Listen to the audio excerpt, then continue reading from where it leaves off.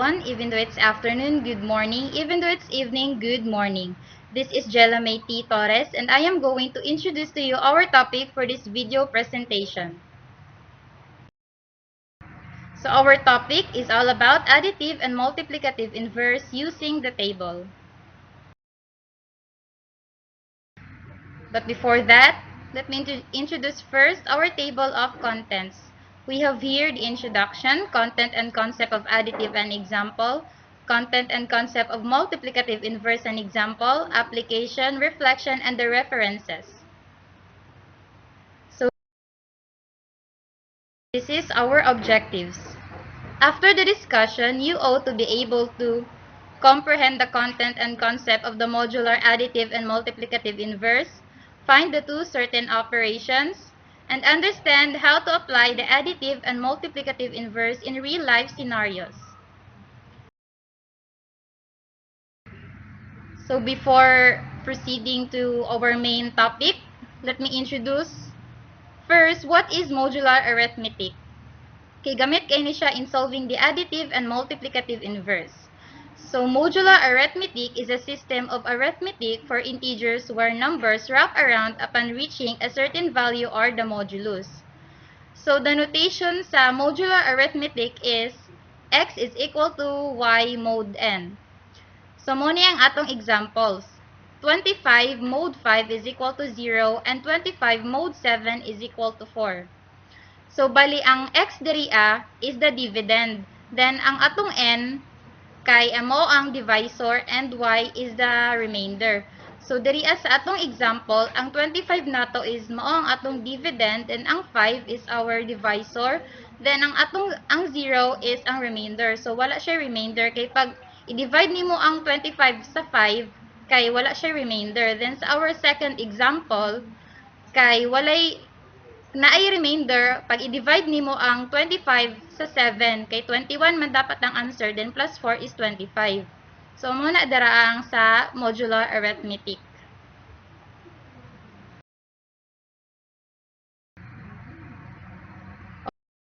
Okay, so let us proceed to our main topic, which is the additive and multiplicative inverse. The first one is the additive inverse, which will be discussed by Ms. Ravijane Agni. Ravijane Agni. So this video is all about the concept and content of additive inverse using the Z table. So first,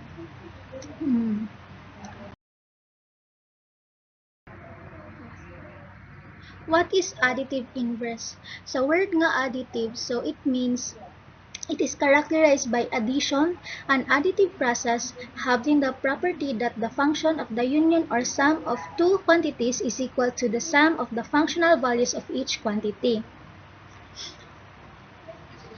In mathematics, the additive inverse of a number is defined as a value which, on adding with the original number, obtains the value of 0.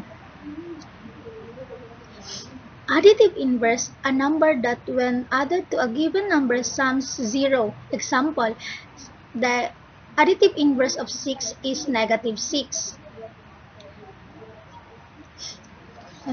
So, the opposite of a number is its additive inverse.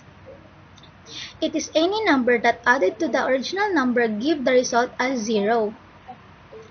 In additive inverse, 0 is the rational number which is equal to its additive inverse.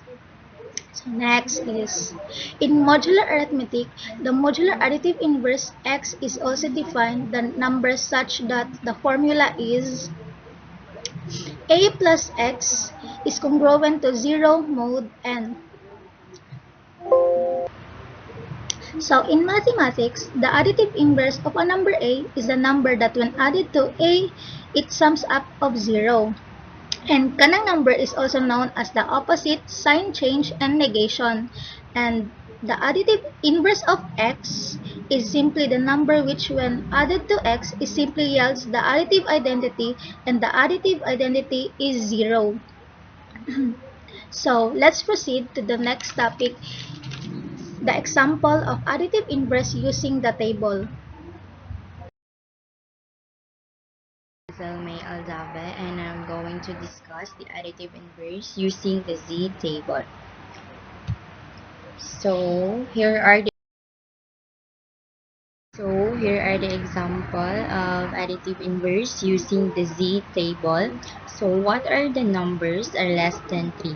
So pause this lecture video for a while, then try to think what are the numbers are less than 3.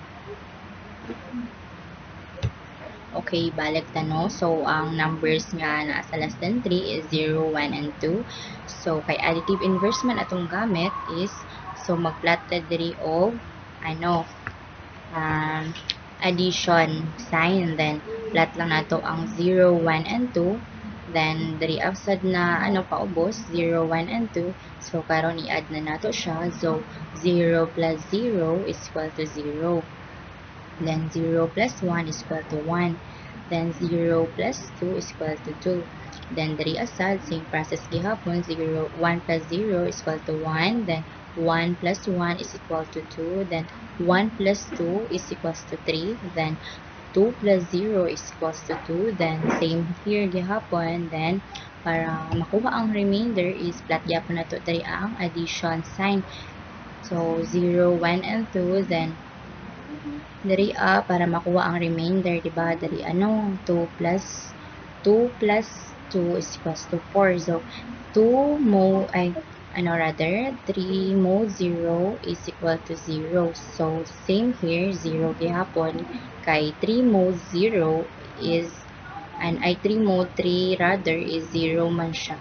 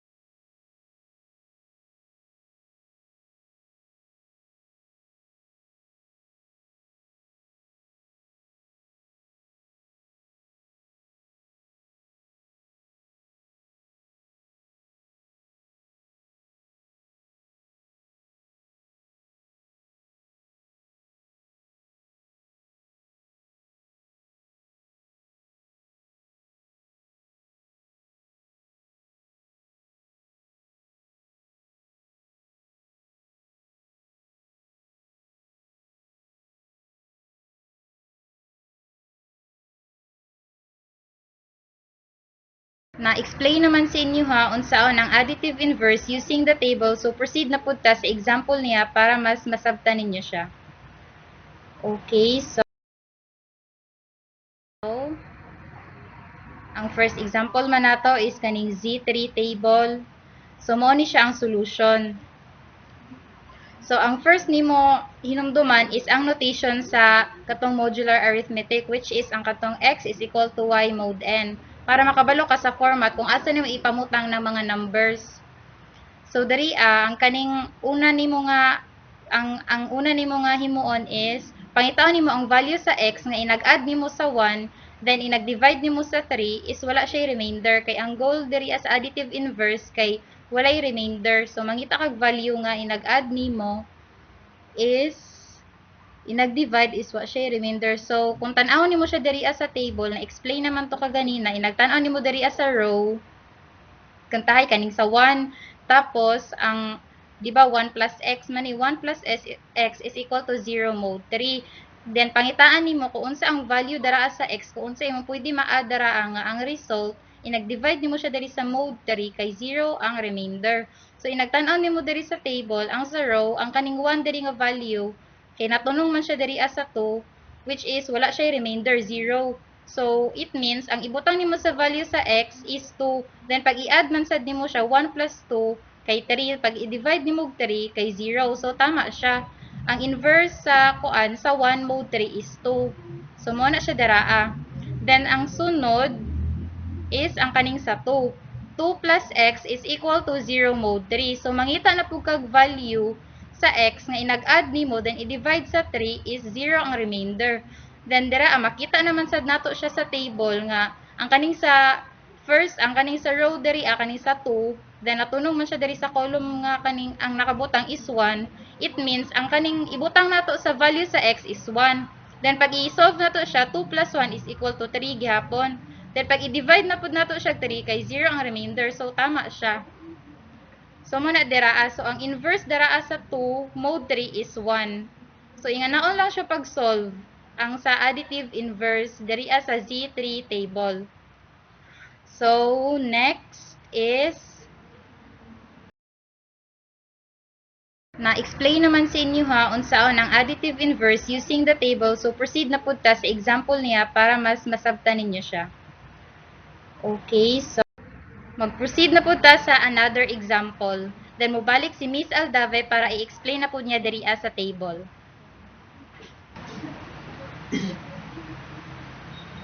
Hala.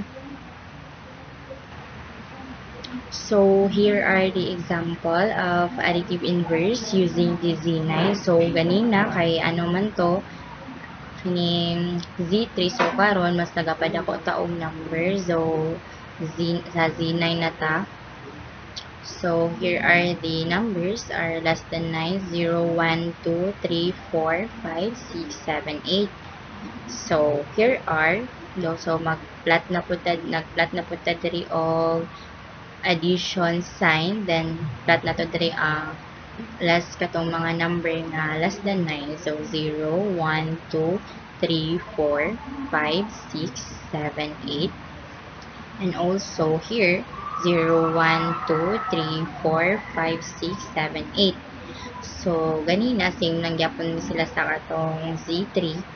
So, ano lang, mas nagapad ako lang taong number na. So, Z9 table ang ato ang gamit. So, karon so, if ano na nato siya, i-add na nato. 0 plus 0 is equals to 0. 0 plus 1 is equal to 1. Then, 0 plus 2 is equal to 2. Then, 0 plus 3 is equals to 3. Then, 0 plus 4 is equals to 4. Then, 0 plus 5. Then, 0 plus 5. So, same lang yapon siya. Diri plus lang nato siya. Then, diri apod, plus lang nato. So, nandun sa maabot na diri sa 8 plus 8 is equals to 16.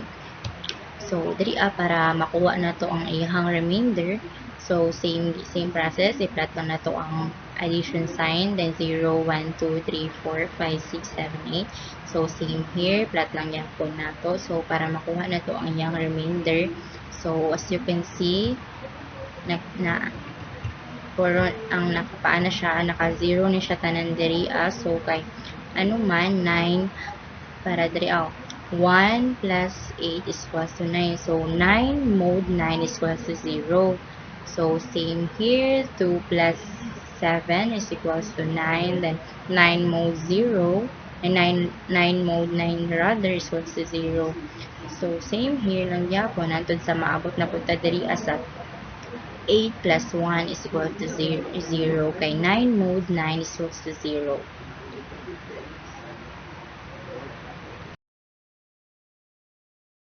Nasad ko para i-explain sa inyo ha ang solution diri sa ato ang second example sa additive inverse, which is ang Z9 table.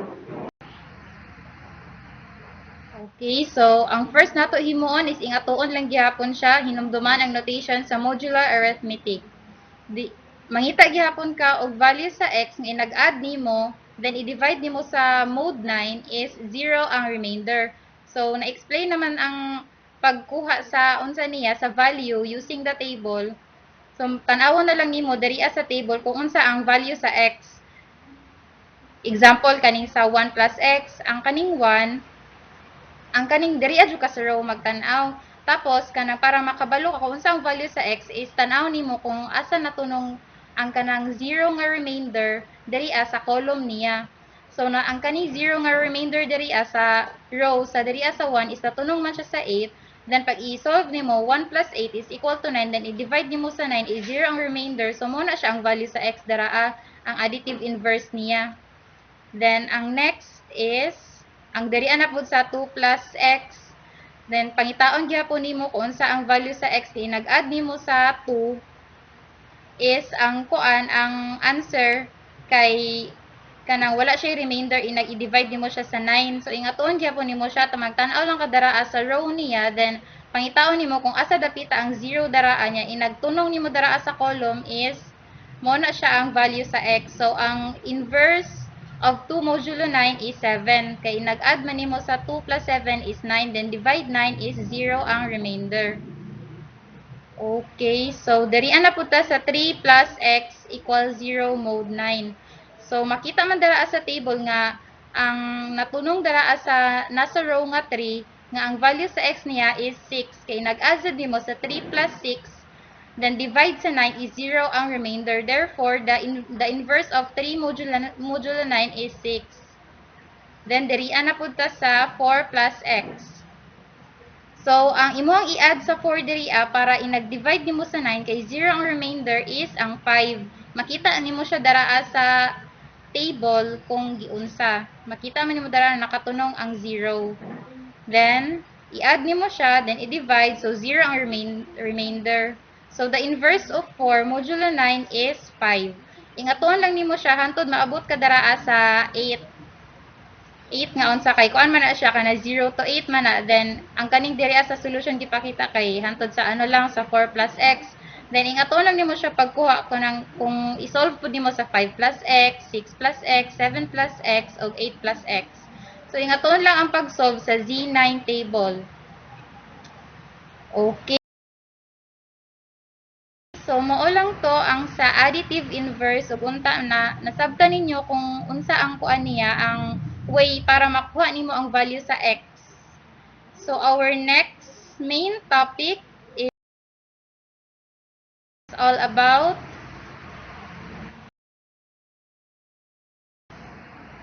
multiplicative inverse, which will be discussed by Miss Katrina Tibog.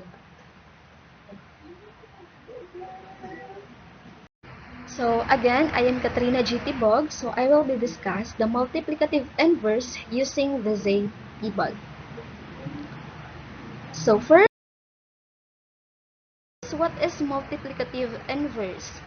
In modular arithmetic, the modular multiplicative inverse of an integer a is an integer of x such that the product ax is congruent to 1 with respect to the modulus m.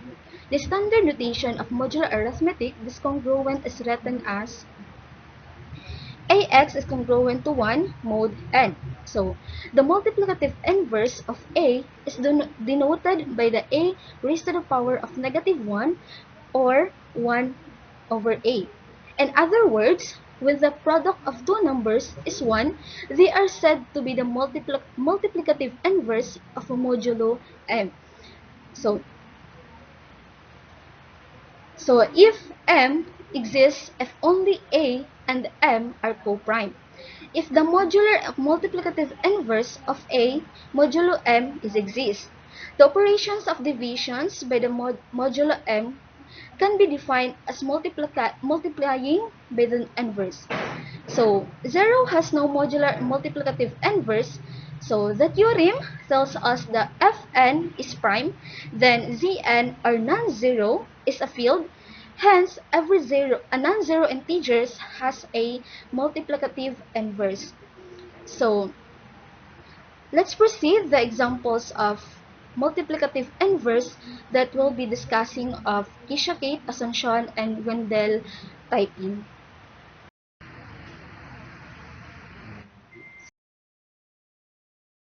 We have here the example of multiplicative inverse using the Z3 or the table for Z3.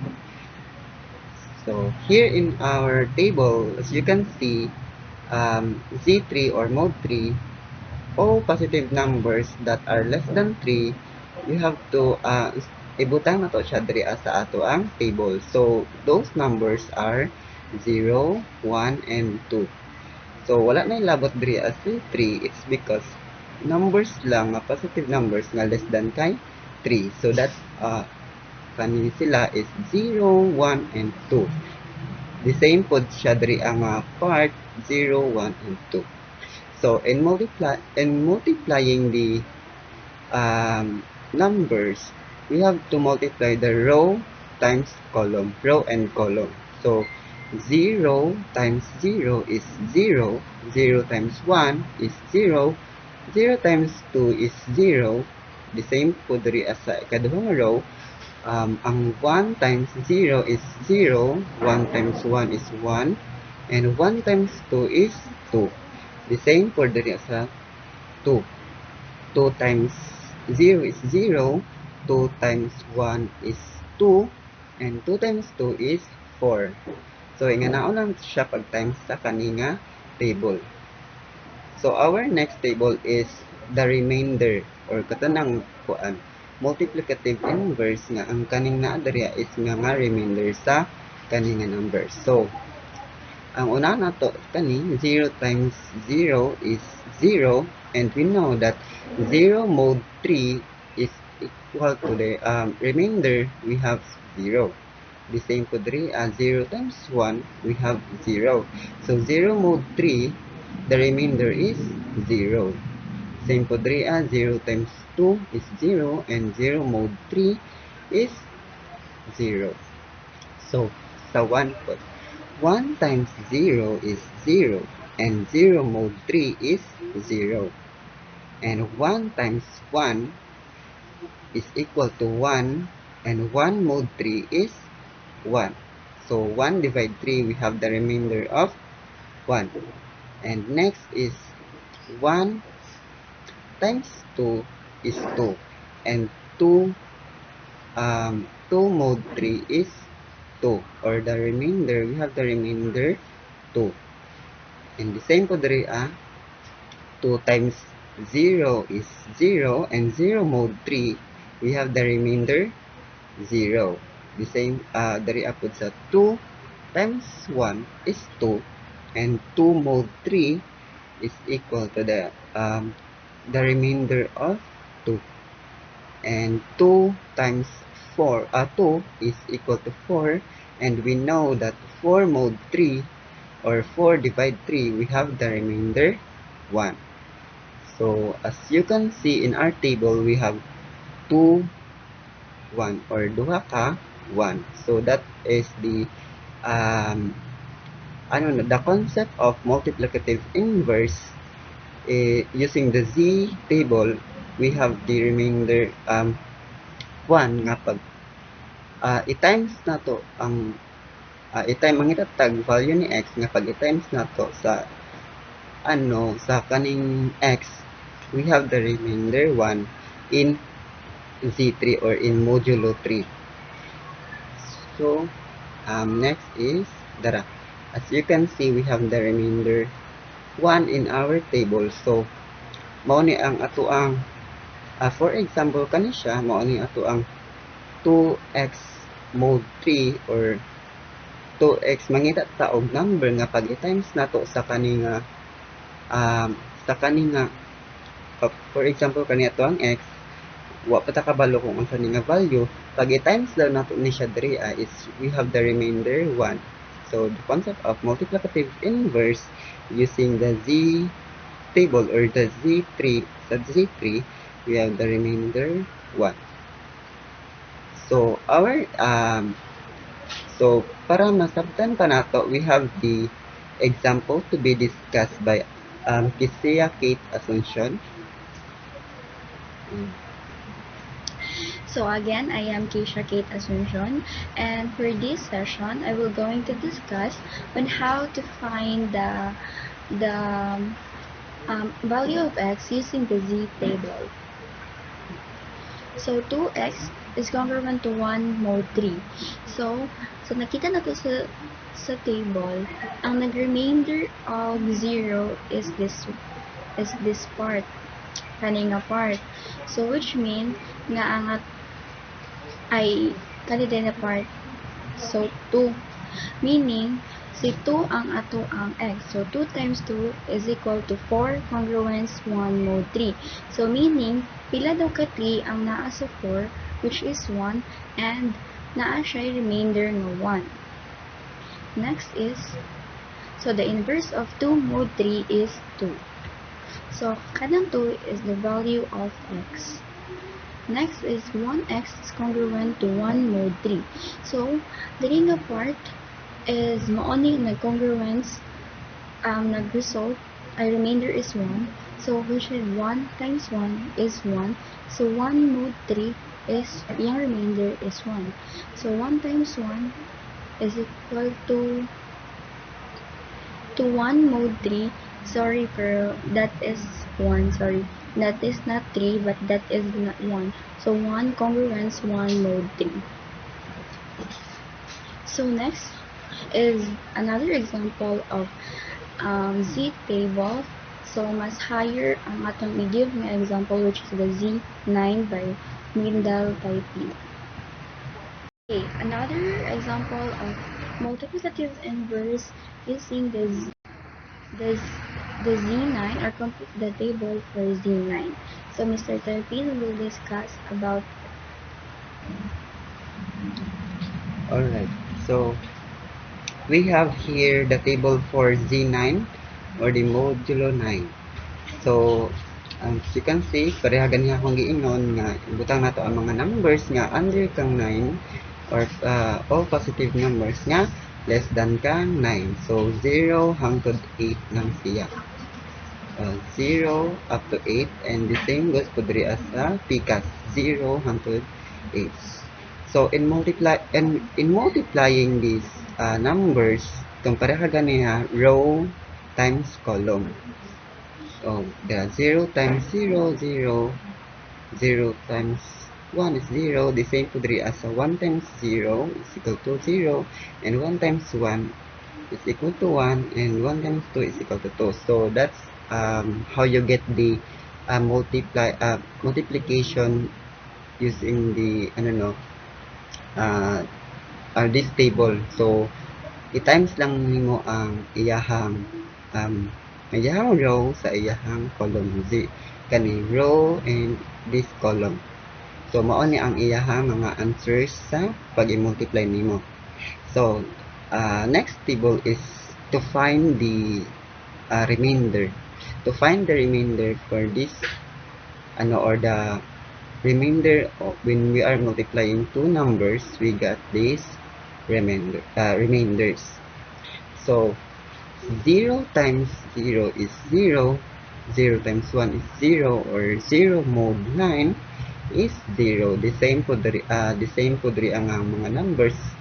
Times man nato siya sa 0 kani mga numbers. Pag i-times sa 0, automatically ang iyang answer kay 0. And diri sa 1 times 1 is equal to 1, and we know that 1 mod 9 is, we have the remainder 1. 1 times 2 is 2 and 2 mode 9 is 2 up until diri sa kani nga part. We say 1 times 8 is equal to 8 and 8 mode 9 we have the remainder 8. So diri ata sa kaduha sa 2. So 2 times 1 is equal to 2 and 2 mode 9 is equal to 2. The same lang na siya diri nga part. Diri is nausab na siya. Nausab na ang iyahang value. It's because when we multiply 2 times 5 is equal to 10 and we know that 10 mode 9 we have the remainder 1. When 10 divide 9 we have the remainder 1 and we the same for 2 times 6. 2 times 6 is 12 and we know that 12 mode 9 we have the remainder 3. So the same process lang gihapon diri we get when we are multiplying these numbers we have the remainder 5 and 7. So diri pod sa sa 3 okay, sa 3 we have here that 3 times 3 or 3 mode 9 is equal to the remainder of 3. So nganong na kuan man siya diri 0. Nganong 0 dili 1? It's because when we multiply 3 times 3 is equal to 9 and we know that 9 mode 9 is equal we have the remainder 0. So the same process lang gyapon siya diri and diri na 0 gihapon siya. It's because 3 times 6 is 18 and we know that 18 mode 9 or 18 divide 9 is equal to 2 and we get the remainder 0. So the same process lang gihapon siya diri sa 4. Next, diri sa 4 we have 4, the same process lang gihapon. 4 times 1 is equal to 4 and we know that 4 mode 9 we get the remainder 4. And the same process lang pud siya diri and kani nganong nawani siya diri it's because when we multiply 4 times 7 is equal to 28 and we know that 28 mode 9 is we have the remainder 1 or 28 divide 9 we have the remainder 1. And the same process lang po diri sa 5 kani as you can see with natay 1 diri kay pag times nato ning 5 times 2 is equal to 10 and 10 mode 9 we have the remainder 1. So anaon lang siya no pagkuha sa mga remainders. The same process po diri sa kanina row. Kung diri sa 6 so dili na siya 1 no? It's because ngano gani it's when we multiply 6 times 3 kani 6 times 3 is equal to 6 times 3 is equal to 18 and we know that 18 mode 9 or 18 divide 9 is equal to 2 ug wala siya remainder 0 ang iyang remainder. That's why 0 siya diri nga part. The same po diri sa kani 6 times 6 is equal to 36 and we know that 36 mode 9 wala siya remainder or 0 iyahang remainder. So this diri apod sa 7 we get kung ato siyang sundan tong process in multiplying and getting the remainder mo ni yung iyahang mga remainder. And we know that okay na siya 1 diri it's because 7 times 4 is equal to 28 and we know that 28 mode 9 we have the remainder 1 or 28 divide 9 we get this remainder 1. The same process po diri sa 8 pag imuha siyang i-multiply and getting the remainder, we have this remainder. So, as you can see in this table, naa tay mga color coding or naa siya mga color, diba? So, kani siya mga color coding is naa ni siya kapareha. For example, kani siya diri nga row 0, 1, 2, 3, 4, 5, 6, 7, 8 is pareha siya color diri sa ubos. It's because ang iyahang diri 0 hangtod 8 gimura gibali lang diri sa pikas or diri nga row. Bali iyaha lang gi reverse. So, di ba? 0 to 8 to siya diri Diri pod is 8 hangtod 1. Ana or diri 1 hangtod 8 diri sa pikas gi-reverse lang nahimo siyang 8 up to 1. 8, 7, 6, 5, 4, 3, 2, 1. The same process po siya diri so bali mura siya og pattern niya. So as you can see 2, 4, 6, 8, 1, 3, 5, 7 is pareha siya diri pagbalihon. 7, 5, 3, 1, 8, 6, 4, 2. So pag balihon siya, di ba? Kay 7 diri ang last. So diri ang nauna is si 7 na. Sunod si 5, sunod si 3 and up until 2, 2. So naa siya pattern no bali reverse or kanang kabaliktaran lang ani nga kuan is nasa ubos. So the same process lang po diri sa kaning nga row. So nauna diri is si 3603 nga 6036.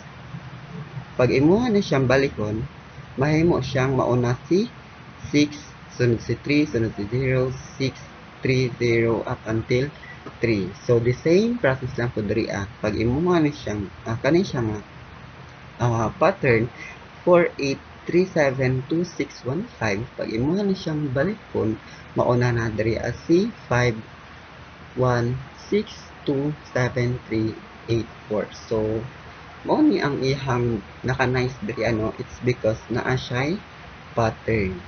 So naka-reverse lang ihang pattern kung unsa diri mao pad iyang kabaliktaran diri So that's how are you going to get the remainder using the z table, the multiplicative inverse table. So now for the example of this in finding the value of x using this table, Kisha Kate Assumption will discuss to you the example. Hello, I am back again. And now we'll proceed to the solution of finding the x using the z table. So this is the remainder. And first we have 7x is congruent to 1 mod 9. So 7x, this is the 7. So ang iyang remainder is 1. So ang atong x is 4. So 7 times 4 is equal to 28. Congruence to 1 mod 9. So meaning, kung solution sa 7, pila ka 9 ang naa sa 28. So then naa siya nabiling na remainder which is ang 1. So the inverse of 7 modulo 9 is 4. Next is the 2x is congruent to 1 mod 9. So 2 here, so ang remainder is 1. So meaning, so 2 times 5 is equal to 10. So pila ka 9 ang naa sa 10 which is isa lang. So 1 times 9 equal to 9, then ang remainder ng 1. So the inverse of 2 modulo 9 is 5. And the last is 8x is congruent to 1 mod 9. So 8 remainder 1. So 8 times 8 it is equal to 64. So meaning pila ka na nasa 64, then na ay remainder na which is 63, then na ay remainder na 1. So the inverse of 8 modulo 9 is 6. Next, the last there's last pa diyan. The last is 1x is congruent to 1 mod 9. So 1, then here 1, yung remainder is 1, then na ay So 1 times 1 is equal to 1. So 1 is congruent to 1 mod 9. So, para masasabtan, ang multiplicative inverse is dapat naa siya remainder na 1, which is kani, kani, kani, and kani, and kani. So, mao ni ang example sa additive and multiplicative inverse using the Z table. And next, mag-proceed ta sa the application of additive and multiplicative inverse by Josie Sasson and Teresa Ortolita. Okay, so again, I am Clarissa Artolita. So my topic is all about the application of additive and multiplicative inverse.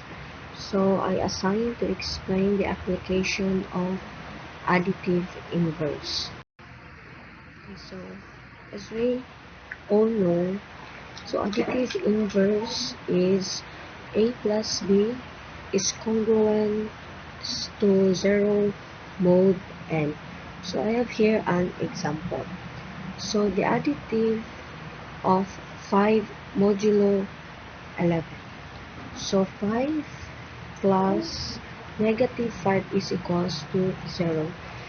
So in additive inverse, the positive or any sign that we are going to use in additive inverse, we change it. So instead of positive 5, we use negative 5. So in this case, 5 plus 6, so our additive inverse is 6, so it equals to 11. So 5 plus 6 is equals to 11, mod 11, and equals to 0 modulo 11. So that is our additive inverse. So I have here another table that will explain on how the additive inverse to be added. So find the additive inverse of all positive integers less than 5 under addition modulo 5. So we focus on number 5. So I have here the integer 1, 2, 3, 4. So that is our A. And our B is the additive inverse. So the additive inverse of 1 is 4. The additive inverse of 2 is 3. And the additive of 3 is 2. And the additive inverse of 4 is 1.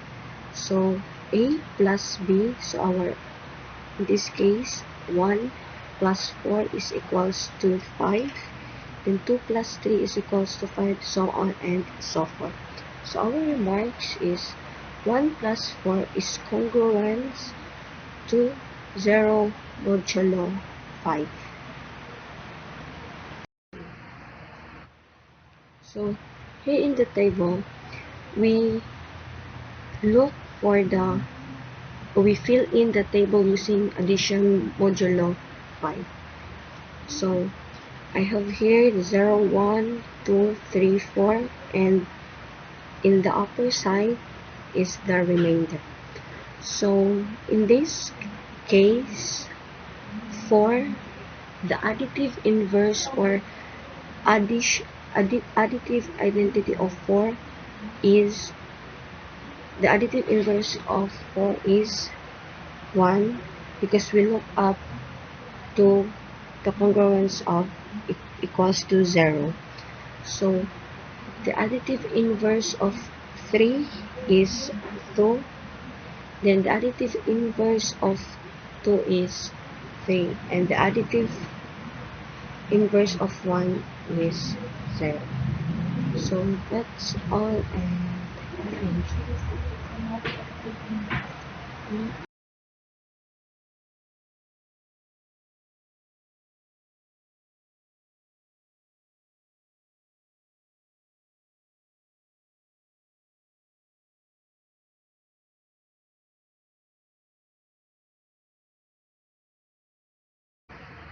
So good morning everyone, I am Jessie de la Cruz Sison.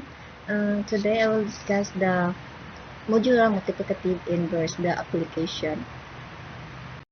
So multiplicative inverse. Modular multiplicative inverse are used to obtain a solution of a system of linear congruence that is guaranteed by the Chinese remainder theorem.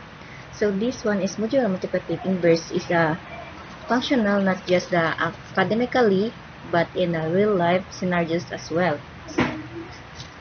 So on many machines, particularly those without hardware support for division, division is a slower operation than multiplication. So this approach can yield a considerable sped up.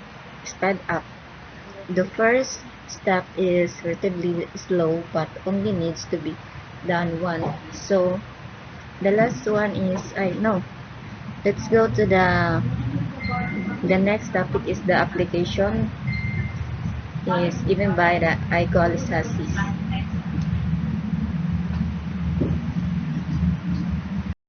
I am icolysis and I will discuss the reflection. So these inverse operations have important reflections in our daily life. It also is an essential aspect of number theory. We can see its implementation in various aspects, including balancing finance, adjusting recipes, and calculating percentages. Thus, having a strong foundation in this concept can improve our mathematical understanding. This concept can enhance our numerical comprehension and help us in making well-informed decisions in our day-to-day lives. So, ang additives and multiplicative inverse kay importante yun siya sa atong daily life kay natong ginagamit sa pag-compute. Example kay banking finance. So, ang additive inverse ay ginagamit nato ni siya sa balance financial transaction. Similarly sa multiplicative inverse, nato na sa pag-compute sa interest rate and currency exchange rate. So, muna ginagamit nato. And sa adjusting recipe, ginagamit nato sa pag-adjust the quantity of the ingredients in a recipe by adding or multiplying by their inverse. So, sa calculating percentage, ginagamit nato ni ang additive and multiplicative inverse kay ang calculating percentage represent the opposite values operations. That's why we need to use the additive and multiplicative inverse to find a specific percentage of a given number. So, dili lang kani daghan pa na mga kuan na magamit nato ang additive o multiplicative inverse sa atong pag-adlaw-adlaw. So, good morning once again, everyone. I am Legia Sikinya, and as we listen the discussion, here are the references of our topic presentation. And if you wanted to broaden your understanding about our topic, you can browse and explore using these references we've provided. Furthermore, I would like to express my sincere appreciation to each and every one of you for taking the time to join us today. Hope you learned something from our discussion. Thank you for listening, and God bless us all.